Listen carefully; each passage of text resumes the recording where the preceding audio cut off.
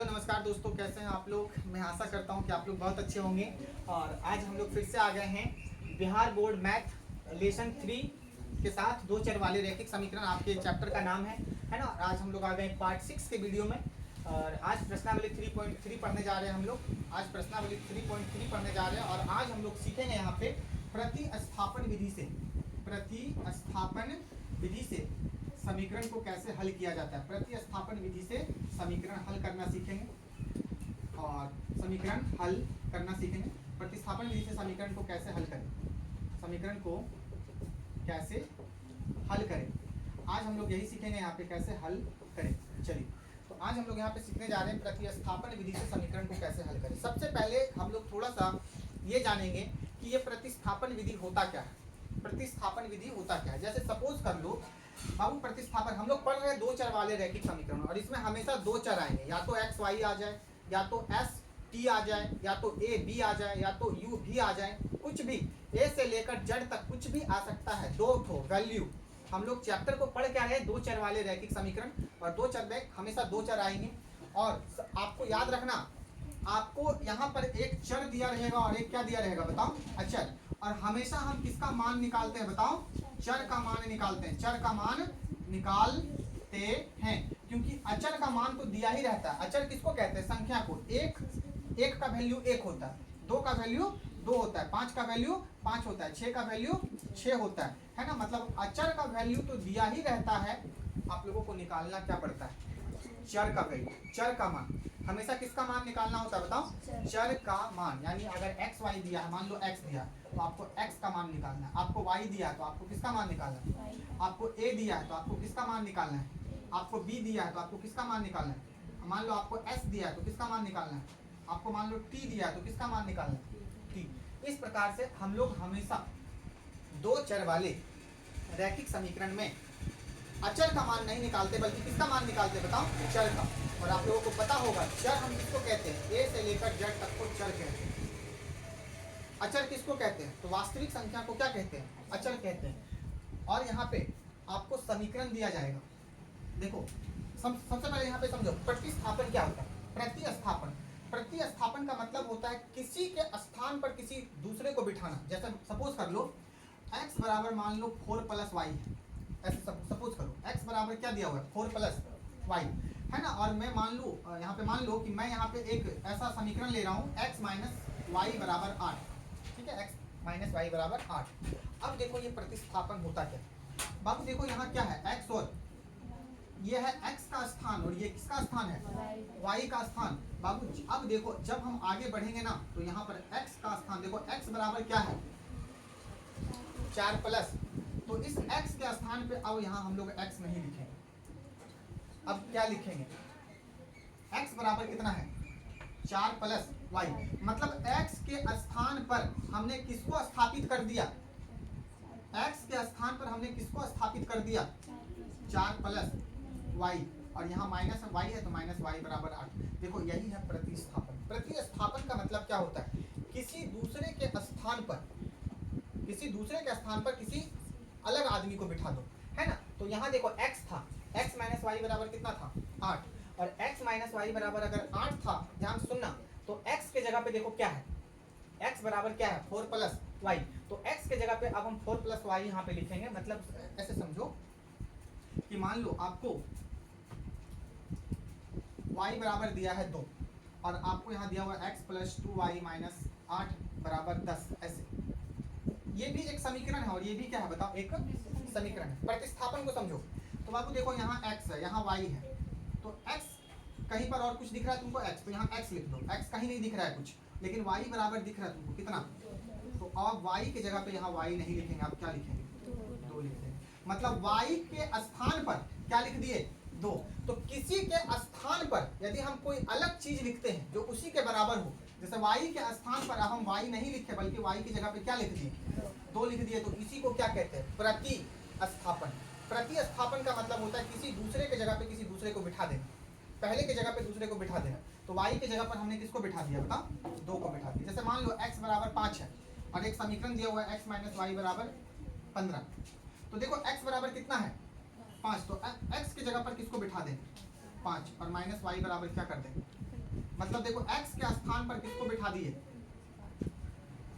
x के स्थान पर किसको बिठा दिए बताओ, 5 को बिठा दिए। इसी को क्या कहते हैं, प्रतिस्थापन। तो प्रतिस्थापन का मतलब समझ जाओ, किसी के स्थान पर किसी दूसरे को बिठाना, ठीक है। तो अब किसी के स्थान पर किसी दूसरे को बिठाना, तो किसका स्थान पर किसको बिठाएंगे, तो बाबू x के स्थान पर किसी को बिठाएंगे और y के स्थान पर किसी को बिठाएंगे। दो चर वाले रैखिक समीकरण में हम कभी x के जगह पर किसी को बिठा देंगे और y के जगह पर किसी को बिठा देंगे। तो किसको बिठाएंगे, देख लेंगे कि x बराबर क्या है, जो x बराबर होगा उसी को x के जगह पर बिठा देंगे, और देख लेंगे कि y बराबर क्या है, उसी को कहाँ बिठा देंगे बताओ, y के स्थान पर बिठा देंगे। अभी इतना समझाने के बाद आप लोगों को अगर समझ में नहीं आया कुछ, तो जब तक यहाँ पे इक्वेशन समीकरण नहीं बनेगा तब तक आगे हम लोग नहीं पढ़ सकते। चलो क्वेश्चन नंबर 1, सभी बच्चे क्वेश्चन 1 पढ़ो।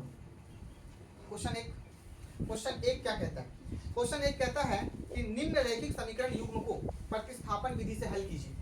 निम्न रैखिक समीकरण युग्म को, आपके पास किताब होना चाहिए, देखिए ये किताब, ठीक है। यहाँ पे क्वेश्चन लिखना संभव नहीं है, इसलिए आप लोग किताब अपने पास रखेंगे। क्वेश्चन क्या है कि निम्न रैखिक समीकरण युग्म को किस विधि से हल कीजिए, प्रतिस्थापन। और प्रतिस्थापन का मतलब तुम लोग बस एक चीज याद रखना, किसी के जगह पर किसी दूसरे को बिठाना, बस इतना। अगर इतना याद रख पाओ तो तुम्हारा ये समीकरण बनना आसान हो जाएगा। देखो मैं एक क्वेश्चन लिखता हूँ, 1 का 1 क्या है, x प्लस वाई बराबर 14 और क्या है x माइनस वाई बराबर 4। इसको समीकरण 1 और इसको समीकरण 2। ध्यान से सुनो, हमें यहाँ देखो ये समीकरण दिया है और इसमें हमको क्या निकालने के लिए बोला जाएगा, बताओ क्या निकालने के लिए बोला जाएगा, x और y का मान। हमेशा याद रखना, हम चर का वैल्यू निकालते हैं। किसका वैल्यू निकालते हैं, वैल्यू का मतलब मान, मान का मतलब x का मान क्या होगा, x बराबर क्या होगा और y बराबर क्या होगा, हमको वही निकालना है, यानी चर का मान निकालना है बाबू।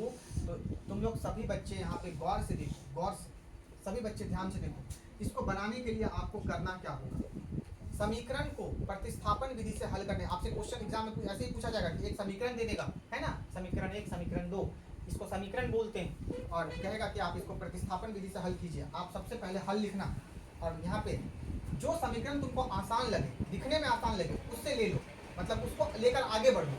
जैसे कि मान लो यहाँ पर हमेशा तुम लोग समीकरण 1, सुनो यहाँ पर तुम लोग हमेशा समीकरण 1 को लेकर आगे बढ़ना। जैसे समीकरण 1 कितना है, तो यहाँ लिखो तुम लोग कि समीकरण 1 से, समीकरण 1 से जैसे ही तुम यहाँ लिखोगे, तुम्हारा यही रूल होगा, यही नियम होगा बनाने का। तुम समीकरण 1 को इसके नीचे उतार देना। क्या है समीकरण 1 बताओ, यहाँ गौर करना। 1 कितना है, x प्लस वाई बराबर 14, x प्लस वाई बराबर 14। अब सभी बच्चे ध्यान से सुनो, या तो तुम x बराबर निकाल लेना कुछ, या तो तुम y बराबर कुछ निकाल लेना, क्योंकि वही मान हम कहीं दूसरे जगह पुट करेंगे, स्थापित करेंगे। तो बाबू तुम समीकरण 1 से जैसे ही लिए, तुम या तो x बराबर कुछ निकाल लो या तो y बराबर कुछ निकाल लो। तो तुम अगर x बराबर निकालना चाहते हो तो तुमको y उधर भेजना होगा, और बराबर के इस पार केवल x को रखना होगा। तो y इधर प्लस में, उधर जाएगा तो माइनस में, ऐसे x बराबर कितना आ गया, 14 माइनस y। और अगर तुमको x नहीं निकालना है तो तुम y बराबर निकाल लो, तो बराबर के इस पार y को रख लो और बराबर के उस पार किसको भेज दो, x को। तो यहाँ क्या हो जाएगा, 14 माइनस x इधर क्या चीज में, प्लस में, उधर जाएगा तो माइनस में। तो हम बेसिकली क्या निकालते हैं, x का मान। किसका मान निकालते हैं बाबू, देखो यहाँ बराबर है तो यहाँ बराबर रखो, बराबर के इस पार x को इधर ही रखो, और y इधर प्लस में, उधर जाएगा तो बोलो माइनस में। तो यहाँ 14 है, y इधर प्लस में, उधर जाएगा तो। सभी बच्चे ध्यान से सुनो, हमको बराबर के इस पार केवल किसको रखना है, x को। एक वैल्यू रखो, एक मान, बाकी सबको उधर भगा दो। अब इसको क्या मान लो, समीकरण नंबर, देखो 1 पहले किताब में दिया हुआ है, 2 दिया हुआ है, हमने समीकरण 1 से लिया और 1 से हमने क्या निकाला, x का मान। क्या निकाला, x का सिंगल मान निकाला, और यही x का मान अब हम आगे प्रतिस्थापित करेंगे। प्रतिस्थापित का क्या मतलब है, अभी तुम लोगों को समझाए थे। प्रतिस्थापित का मतलब है किसी के स्थान पर किसी दूसरे को क्या करना, बिठा देना, बस यही काम करना है। अब देखो x बराबर कितना आ गया, बोलो 14 माइनस वाई। बाबू x बराबर जो भी चीज आ जाए, है ना, x बराबर जो भी चीज आ जाए उसको समीकरण नंबर 2 में रखो। ध्यान से सुनो, कहाँ से लिए हो तुम, कहाँ से तुम समीकरण को लिए हो, बनाने का नियम समीकरण 1 से लिए हो, और तुमको यहाँ से x निकाल लेना है। x का जो भी वैल्यू आएगा उसको तुम समीकरण नंबर कितना में बिठा दो, 2 में। कितना में बिठा दो, 2 में, ठीक है। और यहाँ जो भी आएगा इसको समीकरण नंबर 3 मान लेना। तो यहाँ लिखना तुम लोग, अब x का मान समीकरण x का मान, तो x का मान क्या है, मतलब x का मान का मतलब होता है x बराबर क्या है। देखो आप लोगों को दिख रहा होगा x बराबर क्या है, 14 माइनस वाई। तो x का मान समीकरण 2 में, कहां पर बाबू, 2 में रखने पर, अब सुनो सभी बच्चे, x का मान को कहां रखना है, 2 में। क्यों रखना है, क्योंकि हमें x और y का मान चाहिए, वैल्यू चाहिए, हल करना है, तो हल करने का यही नियम होता है। तो x का मान समीकरण 2 में रखने पर 2 हमारा कितना है बताओ, समीकरण 2 कहाँ है, समीकरण 2 देखो यहाँ है, समीकरण 2 जो होगा उसको पहले लिख लो, x माइनस वाई बराबर 4। अब अभी आप लोगों को क्या बताए थे कि किसी के स्थान पर किसी दूसरे को बिठाना ही क्या है, प्रतिस्थापन। क्या है बताओ, प्रतिस्थापन। बाबू यहाँ x है और यहाँ क्या है, x के जगह पे देखो, तो अब थोड़ा इधर देखो, x बराबर क्या है 14 माइनस, अब x के जगह पे हम x नहीं लिखेंगे, अब x के जगह पे हम क्या लिखेंगे बताओ, यही है प्रतिस्थापन। यही क्या है, किसी के स्थान पर किसी दूसरे को बिठा देना। तो x माइनस वाई है बराबर 4, ये समीकरण नंबर 2 है। तो x के स्थान पर, यहाँ अभी x बैठा था लेकिन अब x के जगह पर कौन आ गया है, 14 माइनस। क्यों आ गया है, क्योंकि x के ही बराबर कौन है, x के ही बराबर कौन है, तो तुम या तो x लिखो या तो 14 माइनस y लिखो, कोई फर्क नहीं पड़ने वाला है। तो x के जगह पर किसको बिठा दी, 14 माइनस, और यही क्या है, प्रतिस्थापन। इसी को कहते हैं प्रतिस्थापन विधि। चलो अब यहाँ आगे बढ़ जाओ, इसको y लिख दो, बराबर कितना 4। बाबू देखो यहाँ देखो, ये बराबर है, ये बराबर है, ठीक है, ये आपका यहाँ पे 4 है, और इधर बराबर के इस पार देखो यहाँ 14 है, ये एक संख्या और ये भी क्या है बताओ, एक संख्या। ये दोनों संख्या है, संख्या को एक साथ करो, 14 बराबर के इस पार क्या चीज में है, प्लस में, बराबर के उस पार ले जाओ। क्यों जाएगा, क्योंकि संख्या संख्या एक साथ रहती है। तो यहाँ क्या बचेगा, माइनस वाई, क्या बचेगा, और बराबर यहाँ क्या है 4, 14 इधर क्या चीज में, इधर आएगा तो माइनस में। ध्यान से देखना, y यहाँ 2 ठो है, y के ठो है, ये भी माइनस में और ये भी, यहाँ y 1 ठो, यहाँ y 1 ठो, और माइनस जुटता है, यानी कितना हो गया 2y, और माइनस माइनस जुटता है, मतलब माइनस का ही चिन्ह रहेगा। माइनस का मतलब कर्ज, तुम 1 रुपया का कर्ज लिए, फिर 1 रुपया का कर्ज लिए, टोटल कर्जा कितना हो गया 2 रुपया का, तो माइनस 2y, और बराबर, यहाँ बराबर देना है, 4 में से 14 को देखो घटा दो, माइनस है तो घटा दो, क्या हो जाएगा माइनस 10, क्या हो जाएगा माइनस 10, कोई दिक्कत, माइनस कितना हो जाएगा बताओ 10। अब बराबर के इस पार देखो, बराबर के इस पार देखो, यहाँ माइनस है, और बराबर के इस पार भी देखो, यहाँ क्या है, दोनों तरफ अगर माइनस है तो इसको क्या कर दो, कटा दो, है ना। तो यहाँ क्या बचेगा तुम्हारे पास, 2y बराबर 10। अब देखो यहाँ एक संख्या है और 2 भी क्या है, एक, अब ये 2 y के साथ नहीं रहना चाहेगा, मतलब 2 एक अचर संख्या, अचर मान है, और y एक चर मान है, और अचर और चर कभी भी एक साथ नहीं रहेगा। तो ये 2 बोलेगा कि हमको उधर जाना है, तो 2 बराबर के इस पार क्या चीज में, गुना में, याद रखना 2 y है यानी गुना में, तो यहाँ 2 इधर गुना में, उधर जाएगा तो बताओ बटा में, यानी 10 बटा 2, और 2 से देखो ये कट गया, कितने बार में, 5 बार में, यानी y बराबर कितना आ गया 5, y बराबर 5, y का मान आपका निकल गया। अब देखो y बराबर क्या आ गया 5। अब आपको y के इस वैल्यू को, y के इस मान को फिर से क्या करना है, प्रतिस्थापित। प्रतिस्थापित मतलब क्या होता है, अब जहां y होगा, अब वहां y नहीं लिखेंगे, y के स्थान पर क्या लिखेंगे 5 लिखेंगे। तो बाबू y का मान देखो, यहाँ पे क्या लिखे थे, x का मान, x बराबर 14 माइनस वाई आया था, तो x बराबर अगर 14 माइनस वाई आया था तो हम x का मान को समीकरण 2 में रख दिया था। अब y बराबर क्या आ गया, तो यहाँ जो भी वैल्यू आ जाए उसको समीकरण नंबर 3 में रख देना। सभी बच्चे ध्यान से देखो, 1 2 3 हम समीकरण 1 से लिए 2 में रखे, 2 से जब हम बनाए हल किए तो y का मान आया, और y का मान जो आया उसको समीकरण कहाँ रख दो तुम 3 में। तुम 3 में भी रख सकते हो, 2 में भी रख सकते हो, 1 में भी रख सकते हो। क्यों रखेंगे, क्योंकि वैल्यू आएगा, मान आएगा, ठीक है। चलो तो y का मान पुनः क्या लिखोगे, पुनः y का मान समीकरण 3 में रखने पर, और हमारा समीकरण 3 कितना है बता दो आप लोग, x बराबर 14 माइनस वाई, 14 माइनस वाई। चलो बाबू यहाँ x है, x रहने दो, यहाँ 14 है, 14 रहने दो, माइनस, देखो ऊपर पढ़ो, ऊपर y का मान क्या बाबू, तो y का मान कितना है, अभी तुरंत निकाल के लाए हैं, कितना है 5, और इसको हम किस में रख रहे हैं समीकरण 3 में, तो समीकरण 3 यही है, यानी कि y की जगह पर अब क्या रखा है देखो स्थान चेंज हो गया, y के स्थान पर अब 5 आ गया, y नहीं है, y खत्म हो गया, तो इसी को कहते हैं प्रतिस्थापन। किसी के स्थान पर किसी दूसरे को बिठा देना ही क्या कहलाता है? प्रतिस्थापन, है ना। तो आपसे क्वेश्चन एग्जाम में पूछा जाएगा कि आप प्रतिस्थापन विधि से हल करो, तो कैसे हल करोगे? तो प्रोसेस यही है, धीरे धीरे सीखोगे अभी तुम लोग। x बराबर कितना आ गया? 14 में 5 को घटा दो 9, और x का मान कितना आ गया? 9। अतः लिखना x बराबर कितना? 9 और y बराबर कितना? 5, और ये आपका क्या हो गया बताओ? ये आपका क्या हो गया? आंसर। बताओ क्या हो गया? आंसर हो गया, ये आंसर हो गया। तो इस तरह से आपका समीकरण बनेगा। चलिए इसमें इसको देख लीजिए अच्छे से। अब हम लोग जो है क्वेश्चन नंबर 2 पढ़ेंगे इसका। चलो ध्यान से देखो, अब क्वेश्चन नंबर 2।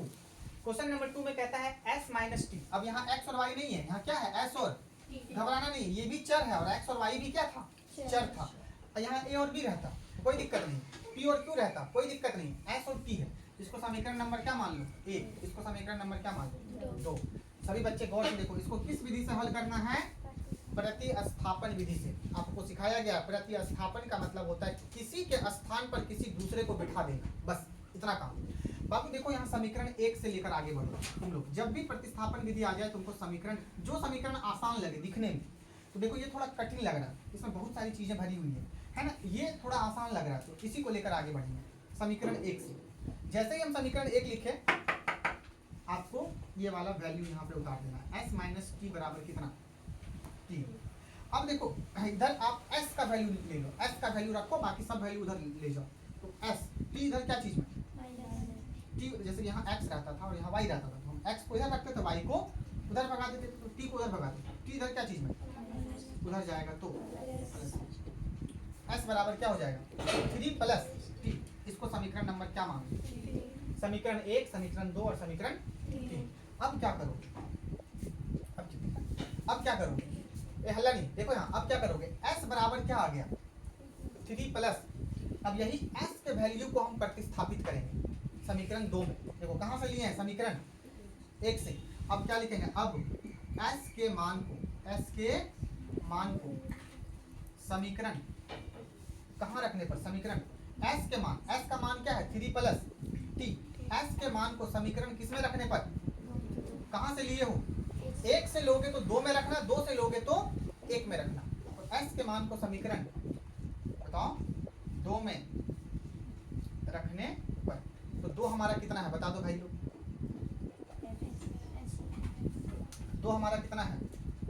2 हमारा कितना है? s बटा 3 प्लस t बटा 2 बराबर कितना? 6।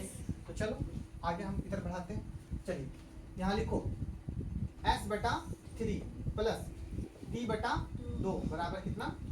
6। समीकरण 2 यहाँ लिखते हैं। यहाँ से s का वैल्यू निकाल लीजिए। अब s का वैल्यू जो भी निकला उसको कहाँ रखेंगे? समीकरण 2 में। तो देख लो आप समीकरण 2 में s कहाँ है? s कहाँ है? देखो सबसे ऊपर ये s है, तो खड़े हो जाओ थोड़ा सा, तुम खड़े हो जाओ थोड़ा सा। s के जगह पे क्या रखेंगे?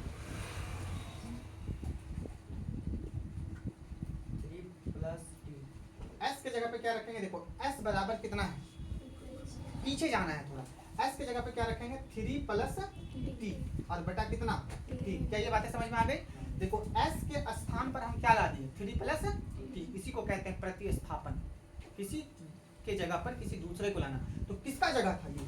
s का जगह था। तो s के जगह पर अब s नहीं है, अब s के जगह पर कौन आ गया? 3 प्लस t आ गया। तो किसी के जगह पर, किसी के स्थान पर किसी दूसरे को लाना ही क्या कहलाता है? प्रतिस्थापन कहलाता है। ठीक है, चलो बैठ जाओ। अब यहाँ देखो, यहाँ क्या है? t बटा 2 बराबर कितना है? 6। घर में जाकर इसको प्रैक्टिस करो, इसको गौर करो। देखो तो ये तुमको ये बटा है और यहाँ भी क्या है? देखो तो बटा का मतलब भिन्न। क्या बोलो? ये भिन्न में लिखा हुआ है और ये भी क्या चीज में लिखा हुआ है? ये भिन्न और ये भिन्न, दोनों भिन्न है और बीच में क्या है? प्लस।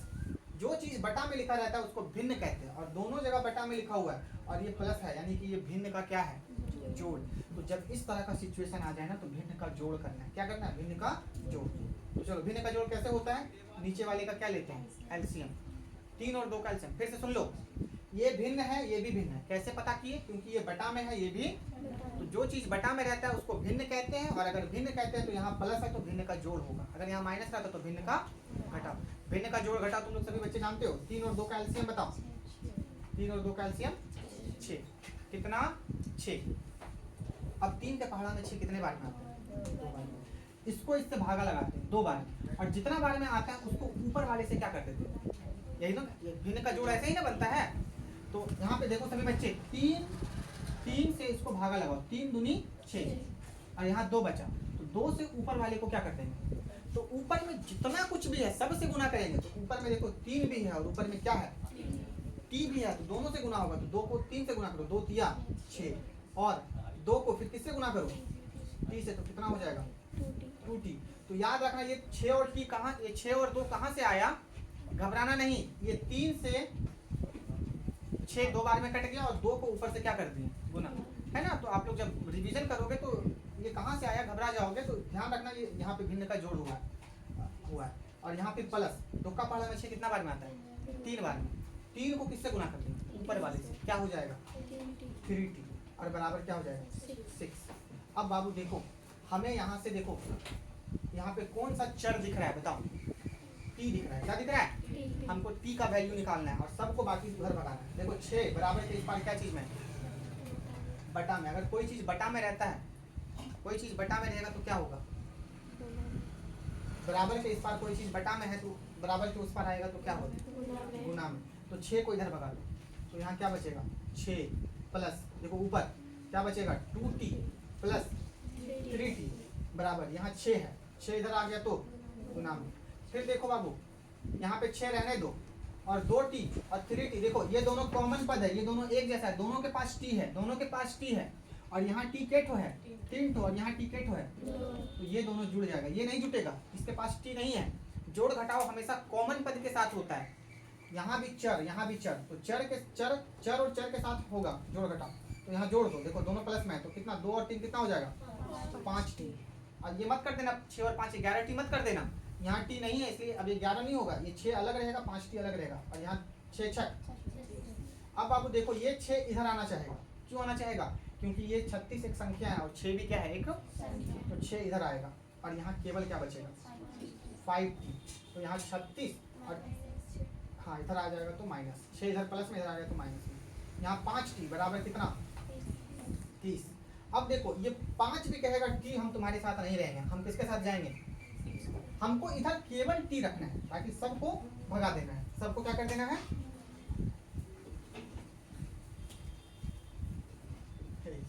चलो। तो यहाँ देखो क्या हो जाएगा, 5 इधर क्या चीज में गुना में, उधर जाएगा तो बटा में, यानी 30 बटा 5 इधर गुना में, इधर आ जाएगा तो बटा। 5 को ही क्यों लाए, क्योंकि 5 एक संख्या है और 30 क्या है एक संख्या है, 6 बार में कट गया, यानी t का मान अरे t बराबर कितना हो जाएगा बताओ 6। देखो बाबू t का मान निकल गया कितना 6। हमको चर का मान निकालना होता है, और चर क्या था यहाँ पे बताओ s और t, तो हमें चर का मान निकल गया t, ठीक है। अब t तो निकल गया, अब हमें क्या निकालना है s, हमें चर निकालना होता है। चर 2 ठो रहेगा और तो दोनों का वैल्यू निकालना होगा, अगर x रहे y रहे तो x y का वैल्यू निकालना है, s और t रहे तो पहले हम t का वैल्यू निकाल लिए, अब क्या निकालेंगे s का वैल्यू। तो घबराना नहीं है। अब देखो t का मान क्या आ गया, ध्यान से देखो पूजा, अब t बराबर क्या लिखेंगे यहाँ, अब यहाँ क्या लिखेंगे पुनः t के मान को, तो t के मान कितना है, t का मान कितना है, सॉरी t का मान कितना है बताओ, मान का मतलब t बराबर कितना है 6, तो t का मान 6 है, इसको कहाँ रखेंगे, 1 से लिए तो 2 में रखें, 2 से जो वैल्यू आया उसको हम कहाँ रखेंगे, तो ऐसे चलेंगे 1 2 3, ऐसे चलेंगे 1 2 3 है ना। तो पुनः t का मान समीकरण किसमें रखने पर, 3 में रखने पर आसानी से बनेगा। तो 1 में भी रख सकते हो, 2 में भी रख सकते हो, 3 में रखने पर, तो 3 में रखने पर क्या रखने पर, बहुत सारे बच्चे को पता ही नहीं चल रहा होगा ये क्या हो रहा है ना। तो समझना है, प्रैक्टिस करना है। अभी 2 क्वेश्चन बताया हूँ, घर में जाके इसको पूरा प्रैक्टिस करो तुम लोग। तो t का मान समीकरण 3 में रखने पर, 3 हमारा क्या है, देखो यहाँ पर देखो 3 ये है, और कितना है s बराबर 3 प्लस t, बाबू यहाँ s लिख दो बराबर 3 की जगह पे 3 लिख दो और t देखो यहाँ पे अब यहीं पे होगा प्रतिस्थापन। t के स्थान पर अब कौन आ जाए, इसी को कहते हैं प्रतिस्थापन। किसी के स्थान पर कोई दूसरा आ जाना। देखो यही काम तो यहाँ भी किए थे, s के जगह पे 3 प्लस क्या लाए थे, s के जगह पे 3 प्लस टी। ये s के जगह पे 3 प्लस टी कहाँ से आया, देखो s बराबर क्या था 3 प्लस टी। ठीक है चलो अब t की जगह पर क्या लिखेंगे 6, यानी s बराबर क्या 3 और 6 कितना 9। देखो s का भी मान आ गया। अब यहाँ पे देखो बाबू यहाँ लिख देना, अतः s बराबर 9 और t बराबर 6 है ना। और देखो तुम्हारा s और t का वैल्यू आ गया। और इसी तरह से ये देखो प्रतिस्थापन विधि से हल हो गया। प्रतिस्थापन विधि का मतलब होता है किसी के स्थान पर किसी दूसरे को बिठा देना, प्रतिस्थापन कहलाता है। और जो समीकरण है उसको प्रोसेस तरीके से हल करो। ठीक है तो आज इतना ही, अब कल के वीडियो में हम लोग बात करेंगे। तब तक के लिए बहुत बहुत धन्यवाद, दिल से शुक्रिया वीडियो को देखने के लिए। यदि आप मेरे चैनल पे नए हो तो चैनल को सब्सक्राइब कर लो, बेल आइकन दबा दो और अपने दोस्तों के साथ शेयर कर दो। बहुत बहुत धन्यवाद।